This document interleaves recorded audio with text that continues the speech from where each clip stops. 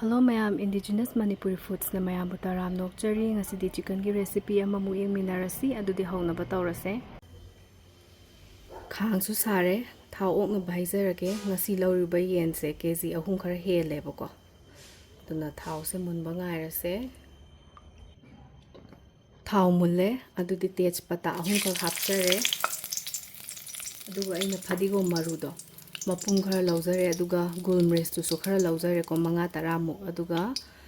ilaichi do amakhak lauzare kabak kabak sugaizare aduga dalchini do ahum mariyam ga lauzare ko untang thadarase mahau do release taw hanje aduga kabak kabak sudokcharaba jeera do thadazare aidi jeera mapung se direct hapai muhutta sumaina khara sudokpasina mahau se phajana hengat lebuko aduga sa maroi mapando sisu manam yam nusibane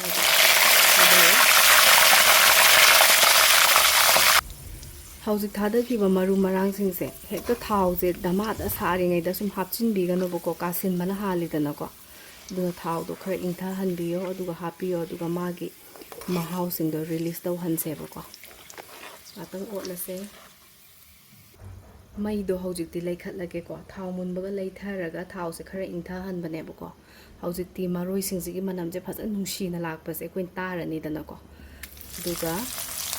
maroi se hapilase lakong thammase ko marak marak ta khara otlase machu khara on ba ngai se ko tilo se machu khara on ba hore chanam se hapcharage chanam je aina khara khakcha hore ko aidi last ta chanam khara hekta chai sinjabane bako adugi damak ta khakchare sing mana lairaga de sumaina punchilaga hapchil horase aduga sing mapando adu su khara hapchare otlase ko sugumba local gi oiba mana masing se manam nungsi nungsi base lairaga di masala se am haprasu yai ba kona masala hapi sidi manam nungsi na ba mahau do henga na bani na ko sugumba hapasi su hoi kaisu kaide adubu aidi phangba taraga di ko local gi oiba pot se yam pame ko manam nungsi ba sing se aduna horen masala se yam haparoi ngata ngaurase machu on ba ngairase chanam su machu on ba hore maru marang aikoina lawgadabado adugi teaspoon ama hapchare teaspoon ama di horen hapna ba thamjare sa maroi se khara yamna hapcharage sing su hapchil horase kotpirase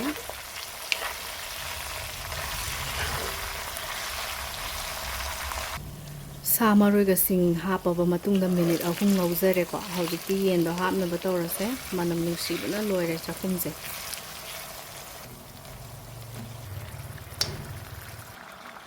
tang otlase ko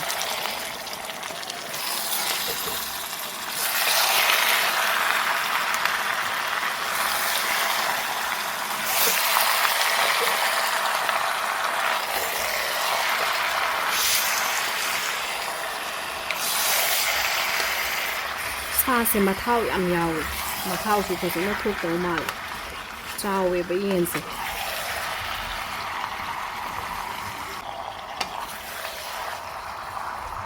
high flame da thammaga ngau khise minute 10 muk sure mahi su yam thore ko to otlase mathuk makha se sum onthok pi se ko marak marak ta darkar ta araga di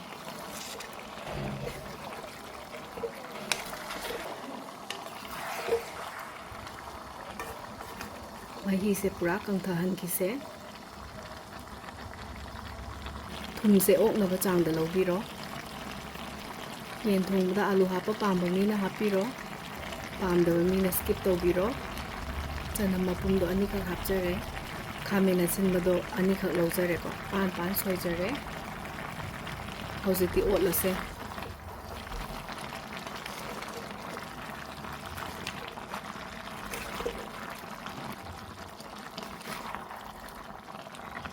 high heat ta khara ngau khise hojiti moro hapase nasai khakcha ki ba maru marang teaspoon ama do hapiro machu su isana pamba chang da hapiro chicken masala do teaspoon tangkhai hapiro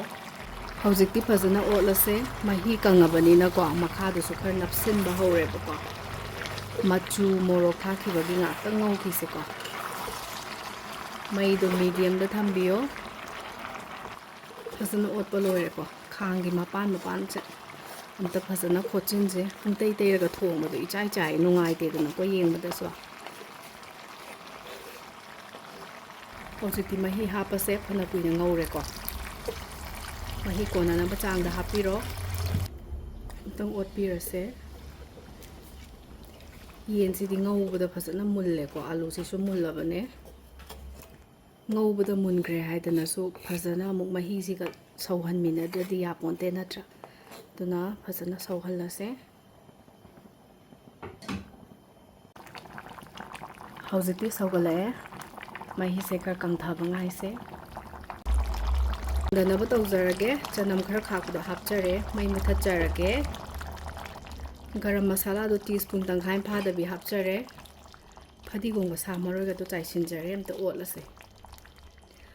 mayam su soidana try tawbiyo channel asibu subscribe tawba video asigi damakta comment tawba likes pibiramba kawbiramgano adudi minute manga mu kupsilaga thamjarage aduga plating tawjarage ko